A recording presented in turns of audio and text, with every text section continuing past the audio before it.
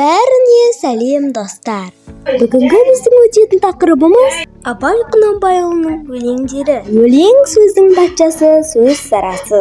Өлең сөздің патшасы, сөз сарасы. Қиыннан қиыстырар ер данасы, тілге жеңіл, жүрекке жылы тиіп. Теп-тегіс жұмыр келсін айналасы. Бөтен сөзбен былғанса сөз арасы, ол ақынның білімсіз бейшарасы. Айтушы мен тыңдаушы көп надан, бұл жұрттың сөз танымас бір парасы. Өлеңге әркімнің ақ барып таласы, сонда да солардың бар таңдамасы. Іші алтын, сырты күміс, сөз жақсысын қазақтың келістірер қай баласы. Осы өлеңіміз ендігі 8 аяқ өлеңін айтатын боламыз. Әуелі аят хадис сөздің басы, қосарлы бейіт мысал келдарасы. Қисынымен қызықты болмаса сөз, неге айтсын пайғамбар мен онаулысы. Майда қоңыр жай ескі үні, әншейін зарлы дерттің күңгірі. Әуезесі сіңімді батпас ауыр, қапа болмай естіген жанның бәрі. Бұл өлеңде Абай тыңдаушыны білім мен даналыққа, ой тереңдігіне баулиды.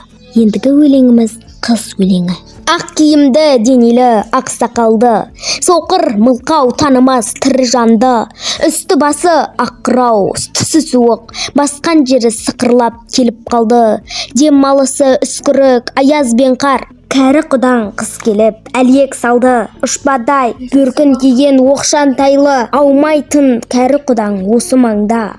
Бұл өлеңде Абай табиғатты керемет суретті отырып, қыста адамның мінезімен салыстырады. Ендігісі күз өлеңіміз. Сұрбыл түсі суық қаптайды аспан, күз болып дымқыл тұман жерді басқан. Білмеймін тойғаныма, тоңғаныма, жылқы ойнап бие қашқан, тай жарысқан.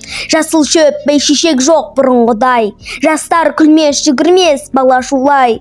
Қайыршы шал кемпірдей түсі кетіп, жапырағынан айырылған ағаш қурай. Сұрғылт тұман дым бүркіп, суық сүйіп, қара жер қабырғасы сыздайды. Өрістің мүлдем көп жапырақтан айырылған, бұлт пен тұман жан-жақтан басып алады. Күз өлеңі бітті, ендігі өлеңіміз қараша, желтоқсан мен сол 1-2 ай. Қараша, желтоқсан мен сол 1-2 ай. Қыстың басы бірі ерте, біреуі жай.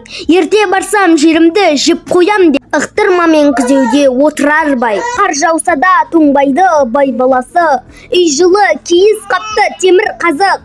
Қашан бір ақылы бар жұмыс шықса, құбыла қарап тұрса бар мейрамы. Бай-байғұсқа жалтақтап мал аласы, кедейдің өзі үйінде жүр таңасы. Жұмсағанның айласын жеп жатса да, бәрі де бір күндікке болады асы. Бұл өлеңде Абай жылдың суық мезгілін ғана емес, сол уақыттағы әлеуметтік теңсіздік пен адамдардың тұрмыс жағдайын да терең сипаттайды. Соңғы өлеңіміз туған жер. Туған жердің түтіні де тәтті, көктемінде гүлдері әдемі, көз алдымда тұрады байтақ далам, құйқалы жері, қарағайлы тауы. О, туған жер, сенен басқа жерде мен ештеңе таппаспын, о қалай. Далаң, өзенің, көк шөптерің менің, қанымда, жанымда сенің аяулы. Абай туған жердің қасиетін, оның адам өміріндегі маңызды тереңін сезінеді. Туған жерге деген махаббат пен құрмет өлеңде айқын көрініс тапқан. Достар, Абай Құнанбайұлының өлеңдері керек болып жатса, осы менің видеомды қараңыздар. Және де маған 1000 подписчикке жету керек, сондықтан тез-тез жеткізіп тастайық достар, жарайды ма? Сау болыңыздар, және тағы видеоларымды күтіңіздер.